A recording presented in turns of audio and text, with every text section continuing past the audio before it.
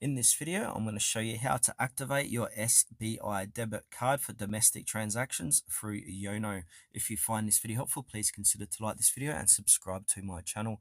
In saying that, let's just jump straight into the video. All right, so first what we want to do is log into the Yono app. So open the Yono SBI application on your smartphone, enter your credentials to access your account.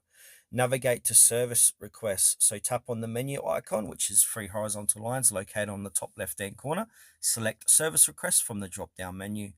Then you need to access ATM or debit card services. So within the service request section, tap on ATM or debit card, and then choose manage card to view your linked debit cards. Select your debit card. So choose the debit card you wish to activate for domestic transactions. Then you want to verify card details to ensure accuracy. Then manage usage settings. So tap on manage usage, enable the domestic usage option to activate the card for domestic transactions. And then this next step is optional. So you want to set a transaction limit.